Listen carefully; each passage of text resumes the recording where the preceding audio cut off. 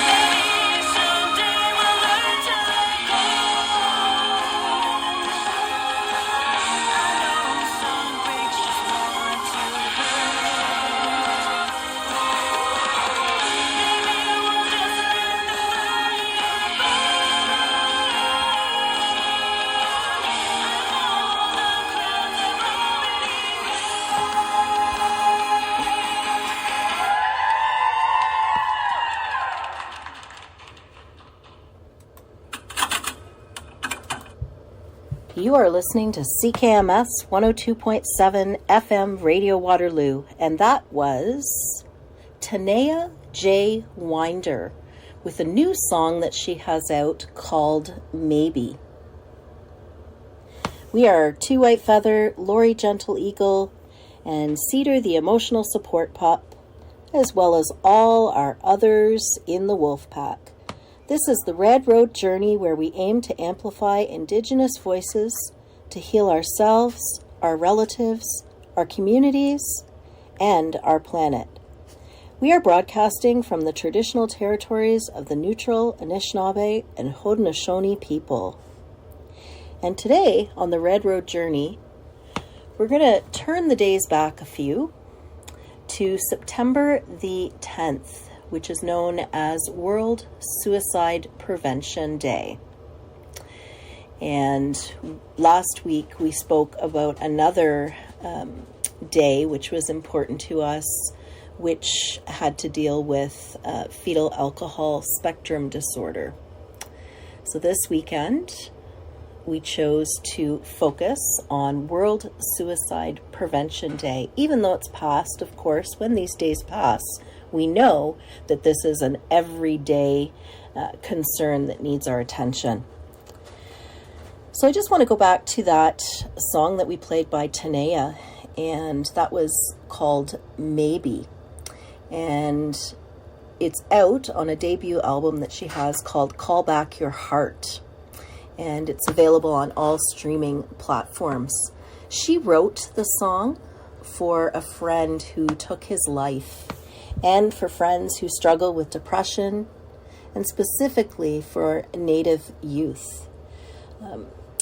We know that suicide is in this case, the second leading cause of death for those youth in the States, including Alaskan youth aged 10 to 34. So that is her community. So it was really important for her to do this. And she says, I believe that every human being is worthy and deserving of healing and growth. Music, song, and poetry have provided a way to transform pain into a place where beauty can grow. To write, sing, and dance is to both remember and imagine a world where people are safe, healing, happy, and seen as sacred. Maybe is a song about grief and love, the delicate balance of life. It serves as a prayer for those who are hurting, that they may find themselves on the healing path where their light is reflected back to them at every step. So thank you to Tanaya J. Winder for getting us started today with that beautiful song and tribute to Native youth in the States in particular. And I'm just going to reflect a little bit on the theme for World Suicide Prevention Day 2025. It is a theme which speaks to us, of course, because we're all about changing the narratives on things. And the theme is changing the narrative on suicide. So suicide is a major public health challenge claiming the lives of more than 720,000 people every year. This is coming to us from the World Health Organization. Each life lost has profound social, emotional, and economic consequences, deeply affecting families, friends, workplaces, and entire communities around the world. So the theme, changing the narrative on suicide, calls on us all to challenge harmful myths, reduce stigma, and foster open and compassionate conversations about suicide. It really is about shifting from silence and misunderstanding to openness, empathy, and support, creating environments where people feel able to speak up and to seek help, whatever that help looks like. Changing the narrative also means driving systemic change. It calls for suicide prevention and mental health to be a priority in public policy, urging governments and institutions to take action. And World Suicide Day itself was established in 2003. So each year on the 10th of September, there is this focus globally on what we can do to unite as communities, organizations, and governments with this shared belief that all suicides are preventable. So that's a little bit about World Suicide Prevention Day. In terms of changing that narrative, we wanted to add a little bit from an Indigenous perspective, particularly an Indigenous perspective in Canada. So we have some information here coming from the Centre for Suicide Prevention, and specifically from Dr. Connors, who is of Mohawk ancestry. So what they have to share with us is that Indigenous people in Canada have some of the highest suicide rates in the world. But it's noted that there are also many communities that have very low rates of suicide. Historically, suicide was a very rare occurrence among First Nations and Inuit people. And I think that's really important to note, because it was only after contact with Europeans and the subsequent effects of colonialism that suicide became prevalent. Intergenerational trauma, which we talk about often on this program, and its many manifestations, is one of the primary colonial effects contributing to this elevated rate of suicide amongst Indigenous people, not just in Canada, but all over. So for some Canadian statistics, we have here Indigenous people make up 4.9% of the population in Canada, which is over 1.6 million. Suicide and self-inflicted injuries are the leading causes of death for First Nations youth and adults up to 44 years of age. For First Nations, the suicide rate is 3 times the national average. And for Métis, the suicide rate is twice the national average. For Inuit, the suicide rate is 9 times the national rate. And of course, we know that Indigenous people in general have nearly 4 times the risk of experiencing severe trauma when compared with the non-Indigenous population. So it really does go back to colonization, the intergenerational trauma, and all that we talk about actually this month in particular with regard to what happens in the child welfare system, residential schools, the 60s scoop, missing and murdered, right? All of these issues reflect intergenerational trauma. So life promotion in Indigenous communities is huge, right? And they say that suicide prevention and life promotion are interconnected, because everything that promotes life can also prevent suicide. So we're going to talk about some of those life promotion strategies as we go. But first, we're going to hear a little bit more music. So thanks for tuning in. We were told long ago that we would see America come and go. I often wondered what generation that would be. What would be the signs that we would see America in its failing times. And I think we're in that. And I think that this kind of exploitation is more recognizable and identifiable. The cultures are getting stronger and beginning to realize it's about your own survival, it's not about America's. But the more pollution there is, the more cancer there is. So you begin to see a nation dying from within. What you know about the life of a native? Growing up the generations most hated. Every day my people get discriminated based on the stereotypes you done created. Nowadays he has the audacity to pass us off as a lower class. Nowadays you laugh at us, but now is the day where we finally had enough. From this day forward, now all the days we're standing up. Too many years you oppressed us, suppressed us, infect us with the disease and left us. Millions of my people dead, now expect us to forgive and forget like it don't affect us. You can try to change history and hide that it wasn't genocide, but read between the lines and you will find war crimes masterminded. Now you wonder why people turn to suicide and have a hard time searching and finding who they really are, cause they're constantly reminded of the time when you came uninvited, entered our homes and took your young kids crying away from their families, the tragedies left scars so deep, no apologies will ever cover up the pain that you caused us. Now is the day where you see my people stand up. So what you know about the life of a native, growing up the generations most hated. Every day my people get discriminated based on the stereotypes you done created.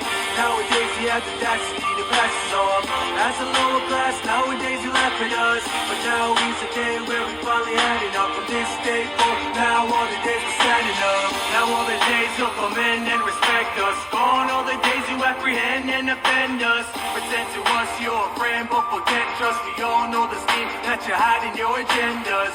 We all see through the deceit and the lies. A smile in the skies, but your eyes can't hide it. But now is the time we'll speak and we'll rise. All you want is our demise, but we can't stay silent.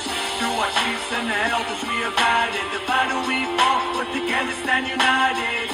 For our earth and our water we will fight it. Our mother earth is crying, now you can't deny it.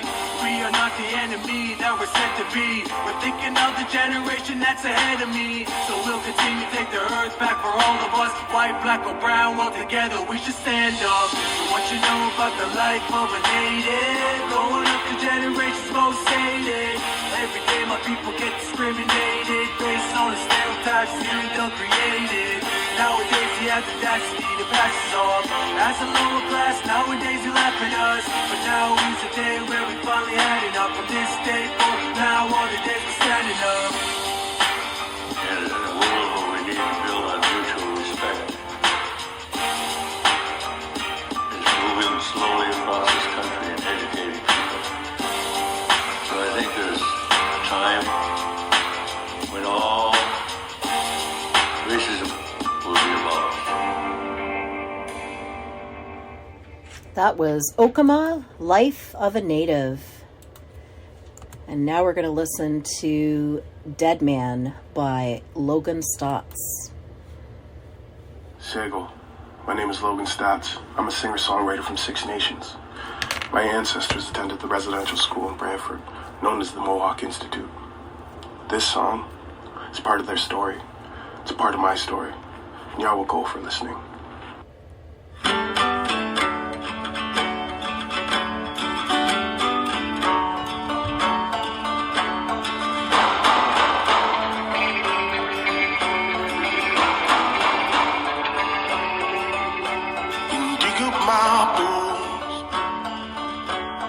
My body whole, and I'll bake my soul with the gold that I hold. 'Cause I'll be the dead man, just walking away, just walking away. 'Cause I'll be the dead man, just walking away, just walking away.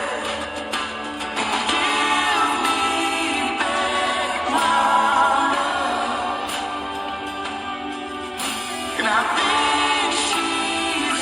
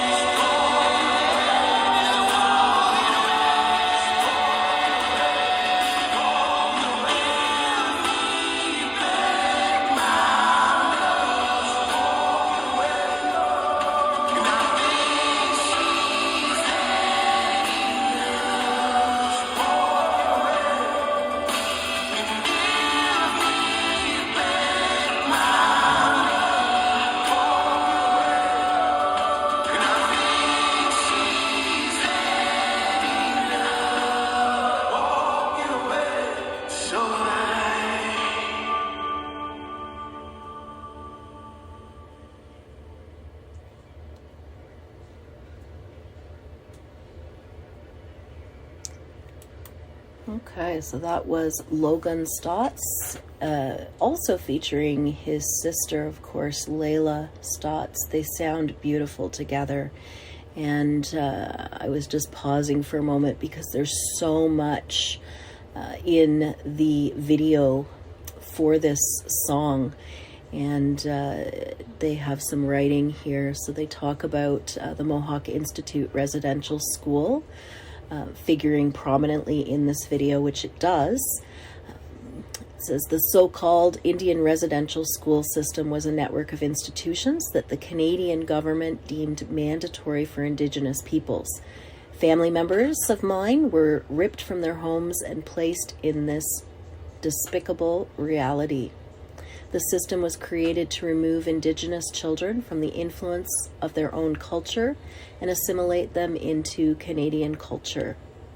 Cloaked and referred to as boarding schools, their intended mission was to kill the Indian in the child. And over the course of the system's more than 100-year existence, around 150,000 children were placed in this national system.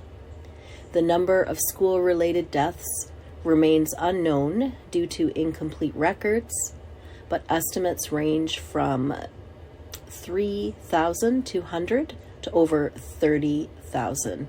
The network has funded by the Canadian government's Department of Indian Affairs and administered by Christian churches. So sorry, that was the network. Was funded by the Canadian government's Department of Indian Affairs and administered by Christian churches. Guess I didn't really want to believe that one, so even had trouble forming those words in my mouth. But yeah, that's at the end of the video there, Deadman by Logan Staats, with Lyla Staats harmonizing with him as well. So, yeah, we have some more information about suicide.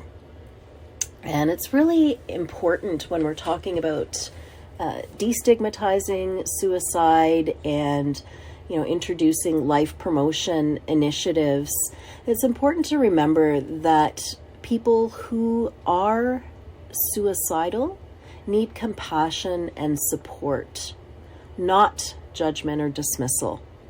So it makes a big difference when we reach out with kindness and understanding, right? Helping someone to feel seen and to feel valued, like they belong, right? All our relations, right? We all belong here and we are all interconnected. So it is our job. Everyone has a role in breaking the stigma around mental health and creating a safe place for those honest conversations. So I saw a meme actually recently, and it was put out by the Depression Project. And it compares, the word suicide with the word suicidal. And it really does challenge us to destigmatize, right? Change our language.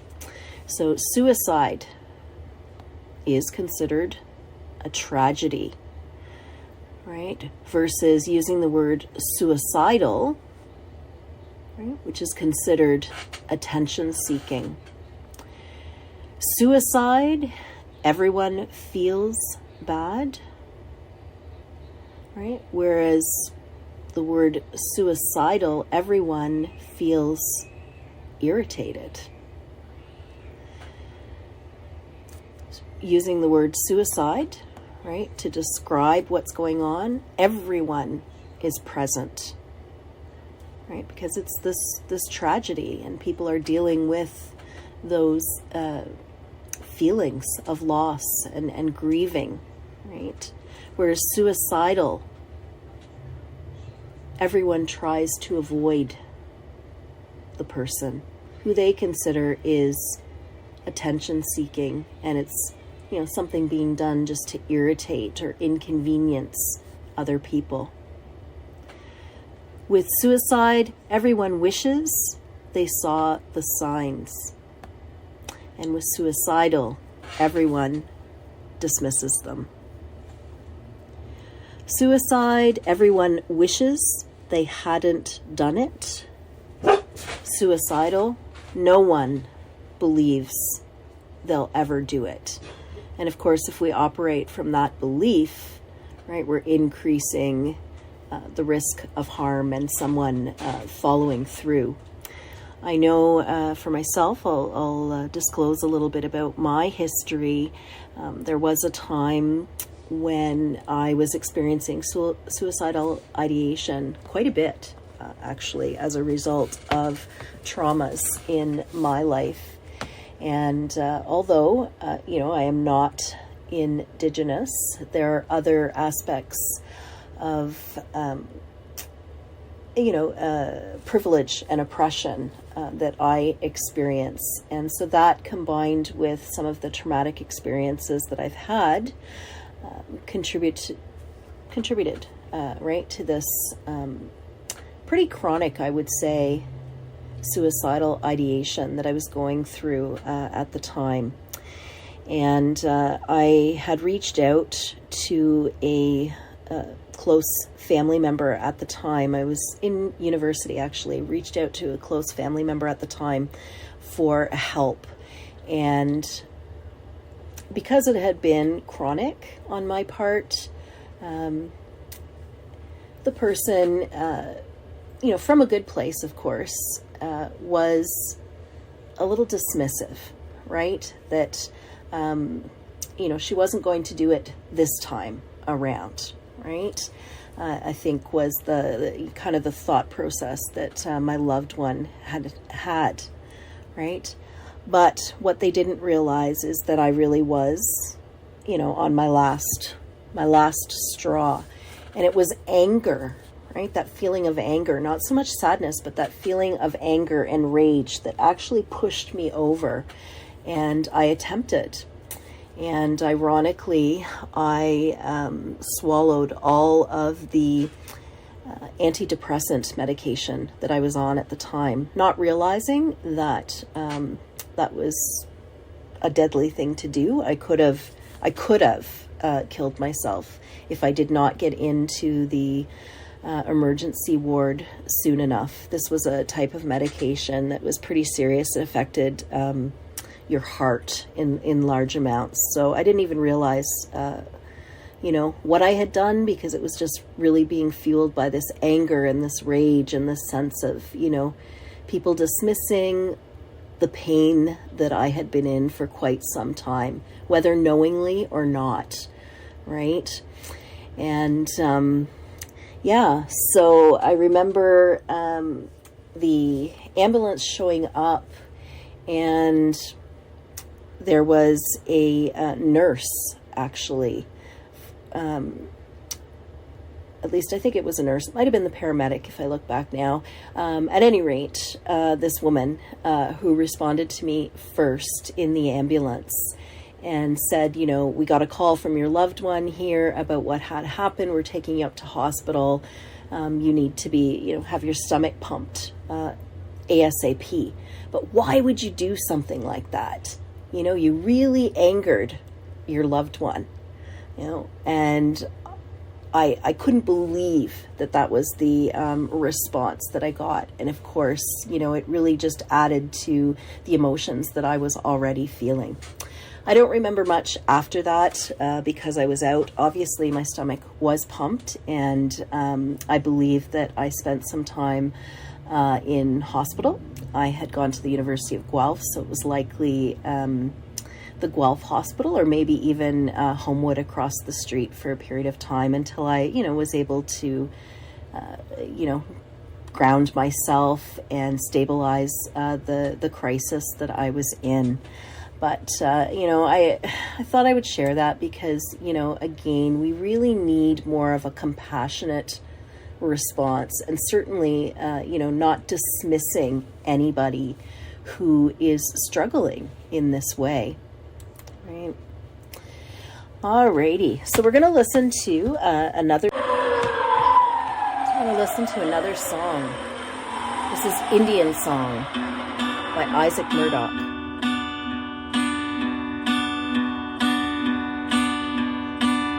You see me on the corner, sitting on 22nd Street.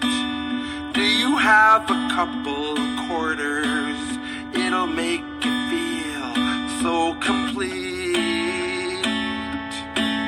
As I sit on my cardboard box as the cold wind blows,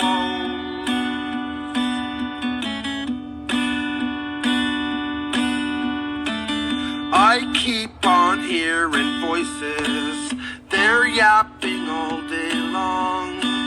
I wish they'd stop and listen and just sing my favorite songs. Some good old-fashioned powwow Indian song.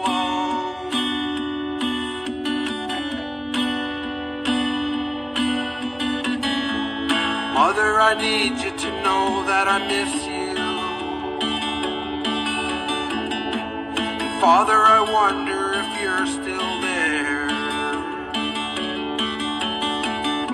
My medication's on vacation, and my mind, it keeps on racing, leaving me nowhere to go.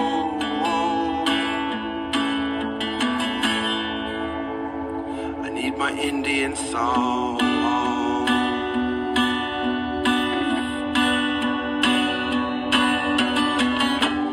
Way-ah, yeah, yeah, eh, yeah. Way-oh, way-eh, yeah, oh, way-eh, yeah, eh, yeah. Way-oh, way-eh, yeah, eh, yo. Way-ah, yeah, yeah, eh, yeah. Way-oh, way-eh, yeah, oh, way-eh, yeah, eh, yeah. Way-oh, way-eh, yeah, eh, yo. Way-ah, yeah, yeah, eh, yeah. Way-oh, way-eh, yeah, oh, way-eh, yeah, eh, yeah. Way-oh, way-eh, yeah, eh, yo. Way-ah, yeah, yeah, eh, yeah. Way-oh, way-eh, yeah, oh, way-eh, yeah, eh, yeah. Way-oh, way-eh, yeah, eh, yo. One day, the giant thunderbird is gonna come down and pick me up and take me back to my homelands. And once I'm there, I'm gonna start searching for that sacred medicine. And that sacred medicine is gonna search for me. And once we are united, we're gonna cast this all across the earth for you and your people, so that you too can be well, so that you too can be healed.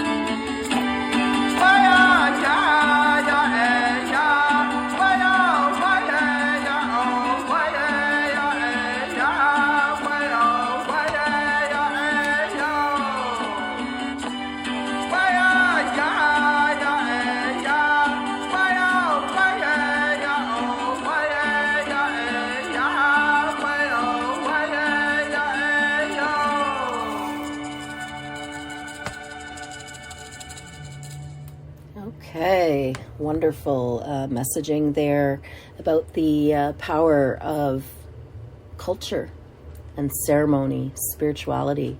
And who better than Isaac Murdoch to tell us all about that through song and his various expressions of love, right, through his creative gifts.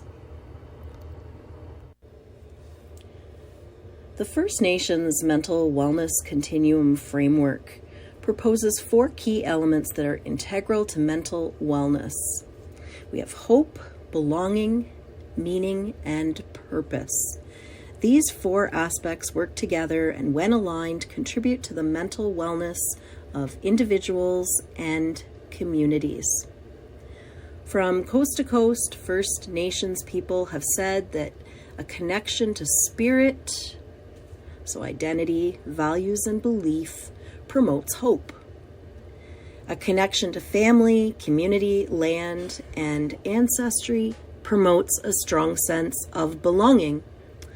Knowing who one is and where one comes from allows one to think and feel and understand life from an Indigenous perspective, and it promotes a sense of meaning. and an understanding of the unique First Nations way of being and doing in the world promotes purpose. The continuum is a strength-based framework illustrated as the medicine wheel. It can be used to develop mental wellness policies and programs and can inform how individuals work towards mental wellness. And so we have that continuum coming to us from the Thunderbird Partnership Foundation and Health Canada. But you'll remember the Thunderbird Partnership Foundation perhaps when we did a show on addiction, right? And we watched or heard a little bit of a clip there from some of the work that they were doing in that area. So I'm going to now play a little clip on some other ideas around excuse me, world suicide prevention.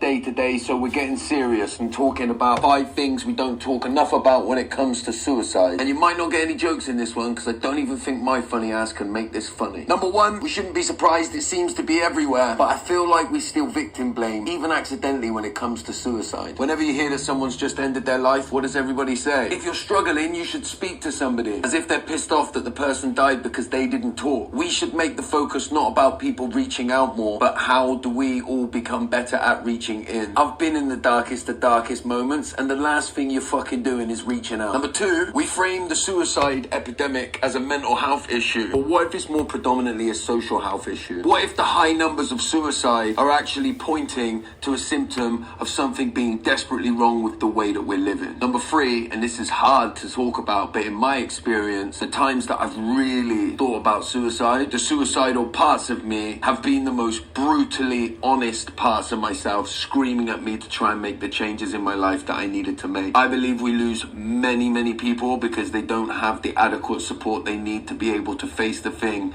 that suicidal thinking is pointing to. Obviously, I'm not suggesting that is true in every case. Number 4, we so often individualize the issue as if everybody that wants to end their life must be struggling with some kind of mental illness. We've created a society, I believe, that for so many people, feeling like they don't want to be here anymore is almost an appropriate reaction to a desperately terrible situation. But it's easy for those in power to point to the individuals as if it's a weakness in them and actually to face the fucking structural issues that are causing so much of the distress in the people that reach a stage where they don't want to be here anymore. Number 5, I still don't think there's enough information for the loved ones that have lost people to suicide. The confusion, the difficult feelings, the unanswered questions, the anger, the shame. We need to do so much more. I've nearly left this world a number of times, and I can tell you that still in my darkest days, I find life and the world fucking difficult to cling on to. But my experience has been that even though every time I feel like I'm not going to get out of it, I do, and things get better. If you're struggling at all by anything that you've seen in this video, you're not alone, and I really hope you stay. Okay, so that was Josh Connolly giving his perspective there on things that we don't talk enough about with regard to suicide and suicide prevention. I'm going to turn our attention to another one who speaks about this issue and can be controversial at times.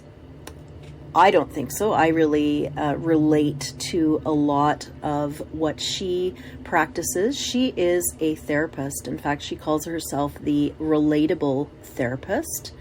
Her name is Caitlin. And with regard to Suicide Prevention Month, she put up a number of slides here on her social media. So we're going to take a look at that. So the first one says, September is Suicide Prevention Month, but what does that prevention look like in practice? And there is a disclaimer here that the post is made for educational purposes only and is not a substitute for therapy or clinical supervision. And it goes on there to say a few more things just with regard to, what it's interesting because she has in brackets here, disclaimer, because my lawyer said I have to, right? So, yeah, anytime there's something controversial, right? Okay, so she says, this is a plea to therapists, social workers, and other care providers. This post primarily highlights the risks of our current suicide prevention efforts. This is not meant to fearmonger or dissuade people from using services, but to be very clear about the potential consequences. Informed consent is an essential part of our ethics.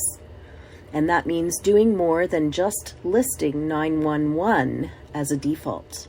Service users have a right to know what these crisis responses may lead to.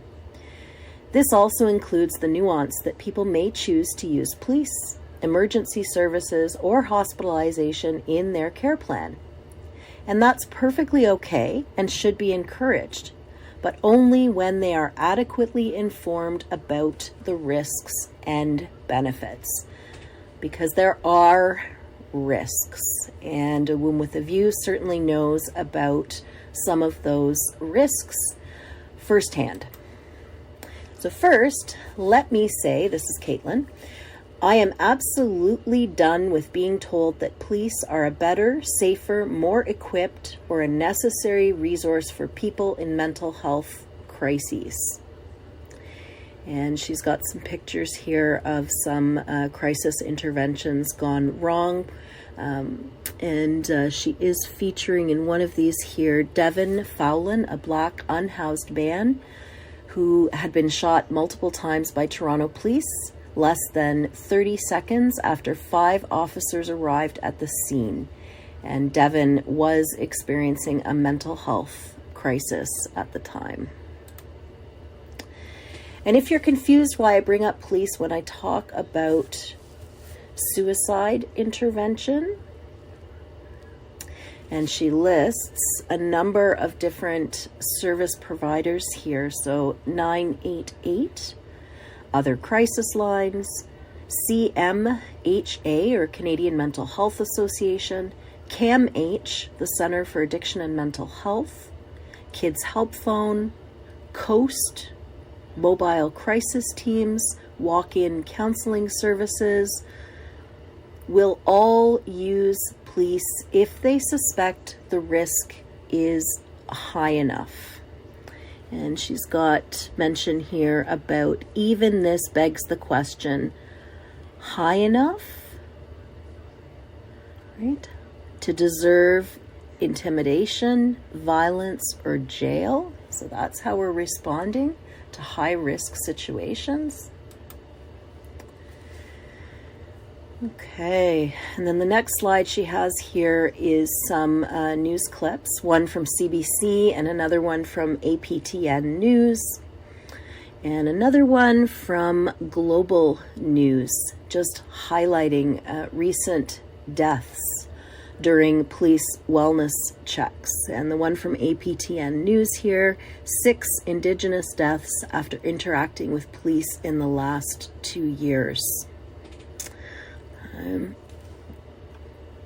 So everyone says to call 911 if you're in crisis, and then 911 kills you, or certainly does significant harms in far too many cases.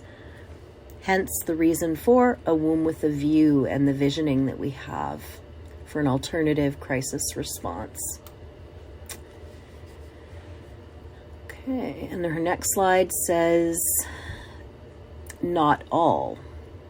Well, correct. And despite that fact that not all police are going to shoot someone on sight, our system of suicide prevention is built up with principles of force, coercion, and control. The person assessing your level of risk follows a system of these beliefs. Yes, even those trauma-informed therapists. I have more control over your bodily autonomy than you do, is one of the beliefs. I will not consider the higher potential for violence or mistreatment based on your identity. It's another one of the beliefs. I will risk you being traumatized or killed over me being held liable. And the final belief that she has here is suicide is not acceptable. Not all therapists will jump to conclusions, she said. Not all crisis workers will act out of fear, and not all care providers will use the defaults. We have an opportunity to create a different system of responses, one that is not intertwined with police, one that moves intentionally, that values people's autonomy, and that allows them to have choice in their care plan. This doesn't mean do nothing. This means do what is truly, and there's that word again, compassionately in the best interests of your people. Talk to them and believe what they have to say. And if you feel guilty, overwhelmed, lost, or heartbroken, Caitlin, the relatable therapist, normalizes this, right? She says that is a normal reaction to a system that is not working. She uses another phrase there, but to a system that isn't working, right?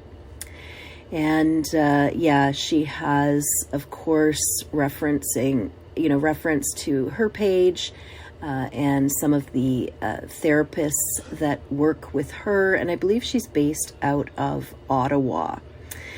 So if you are feeling a little lost, or, you want to hear more about some of this systemic change that she's proposing here, go to her Instagram page, The Relatable Therapist. Her name is Caitlin, and she's got some other wonderful people working with her. Okay, and it looks like, she says there's a petition there to change mandatory reporting requirements in Ontario. So if you're also interested in contributing to that initiative, you can do that by going to her Instagram. Okay, so we're now going to play another song, and this is another one of my favorites. Lyla June does some pretty amazing work out there, and this song is All Nations Rise. So I'm just going to pull that up here.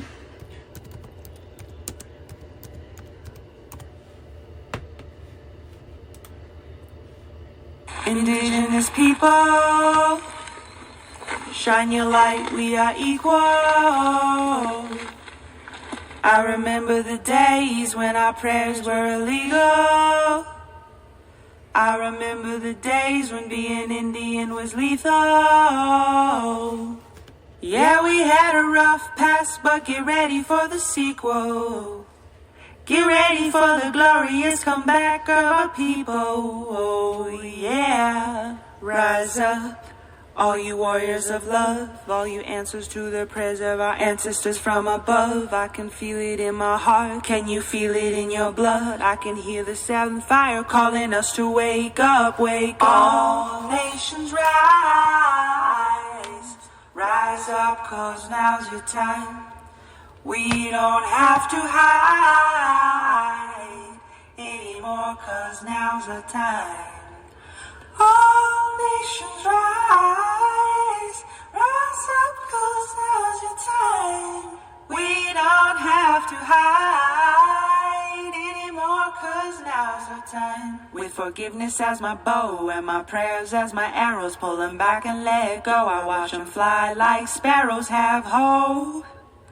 Yeah, have hope. With compassion as my shield and faith down to my marrow, I will walk the pollen path even when it gets narrow. Yeah, I resurrect. Yes, you can bet that we seen the single mama raising children on the res. We seen domestic violence tear apart what we have left. We seen the alcohol take it all and leave us dead. We seen the children take their lives when they can't take the dread anymore. It's a war, can't take the dread anymore. No, we can't take the dread anymore. No, we can't take the dread anymore. Yeah. It's a war, but we've seen it all before. And now we know we can change it, 'cause that's why we were born. We know we are the ones that we have been waiting for. We are the ones Grandma has been praying for. So rise up, all you warriors of love, all you answers to the prayers of our ancestors from above. I can feel it in my heart, can you feel it in your blood? I can hear the seventh fire calling us to wake up. Wake up. Pueblo hermoso, levántense, es nuestro tiempo. No tienes que esconderte más, ahora es nuestro tiempo. Mujer indígena, tú eres tan sagrada. Traigas medicina de tu suelo todavía. A pesar del abuso de tu cuerpo y tu tierra, respetamos tus ancestros y la suya cultura. Hombre indígena, tú eres honorable y yo veo la fuerza que todavía sobrevive a pesar del abuso de tu raza venerable. Yo respeto tus ritos, tus danzas, tus padres. Somos guerreros del amor y guerreros de la paz y no vamos a escondernos más. Somos guerreros del amor y guerreros de la paz y no vamos a escondernos más. All nations They say that history is written by the victors. But how can there be a victor when the war isn't over? The battle has only just begun, and Creator is sending his very best warriors. And this time, it isn't Indians versus cowboys. No, this time, it is all the beautiful races of humanity together on the same side, and we are fighting to replace our fear with love. And this time, bullets, arrows, and cannonballs won't save us. The only weapons that are useful in this battle are the weapons of truth, faith, and compassion.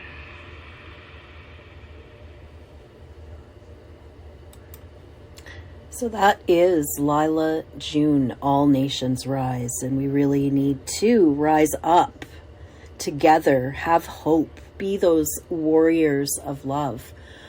And ironically, you know, with the Womb with a View, part of the visioning is having ripple effects volunteers come together and be those wellness warriors for whoever is in need, you know, whenever that may be, recognizing that you yourself may also be in need at some point of that compassion and that love, right? Life, it's a hard journey, right? And sometimes, you know, we need to turn to others on that red path for encouragement and guidance. So I love Lyla June, and she actually is one of the people that is featured in the Eternal Song. And for those of you that have been following Womb with a View and our other social media pages, you'll see that we've been advertising an event coming up to recognize and honor Truth and Reconciliation Day. So September the 30th, we are gathering in person at the Civic Hub in Kitchener. And at 5:30, we're going to have a potluck feast. So bring some food if you're able to do so. If not, there will be food there. And from 5:30 till 6 o'clock, we're going to feast. And then at 6 o'clock, we're going to play a film called The Eternal Song. And both Two White Feather and myself watched this a couple of months back, and we said to each other, you know, we need to bring this to community. It's a very powerful message about healing globally from colonization and intergenerational trauma, multi-generational trauma, you know, no matter what nation you're from, because we've all been impacted. And as I mentioned, Lyla June is in there, or she's not in the film. I know she was in the conversations outside of the film, which we were fortunate enough to also be able to partake in. But I know for sure that her mother, Pat McCabe, is featured in the film, as are others. So yeah, it is a fundraiser. So we are selling tickets, and you can join us either in person. So there's one price for in-person ticket because it also includes the feast. It's a little more. And then if you can't make it out, or you'd prefer to join us virtually, the film will get underway virtually at 6 o'clock. And a little bit of a debriefing, a little bit of a circle, kind of closing things off together will follow the film. Okay, so you can get virtual tickets or in-person tickets.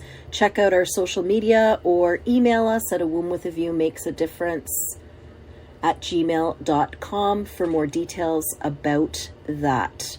Okay, and the proceeds are going to be shared across the Kinema platform, which is the one that's making this film available to all of us.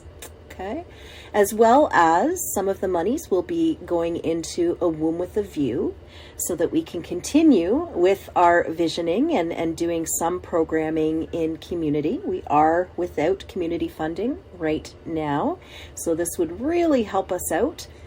And the third partner that the monies are going to be shared with are some of the Indigenous groups and efforts that are mentioned in the film. So that's really exciting too. And, you know, you're more than welcome to sponsor a ticket. So someone who can't afford can join us that way as well. Okay, so that's coming up on Truth and Reconciliation Day, September the 30th. And in October, we always celebrate World Mental Health Day. So we have some plans that are underway for that too, which are really exciting. We're going to be revealing our ceremonial blanket that we've been working on creating together with Art Not Shame, and also some other individuals in community that have wanted to be a part of that initiative. So we're going to be revealing that ceremonial blanket and also doing so in a circle format. So we'll show you what some alternative crisis responses can actually look like. Okay, and that's in October for World Mental Health Day. Alrighty, thanks for listening, everybody, and both, Two White Feather and I are very grateful to have you as part of our audience, and we're going to go out with Red Eagle, and this is called the Song of Survival. Have a good one.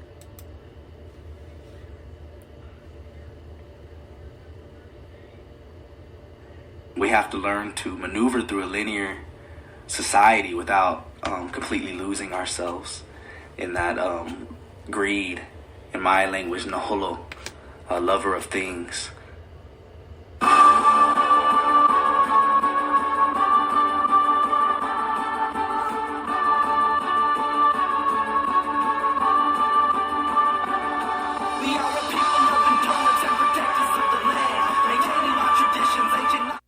Hello, we're Onion Honey. You're listening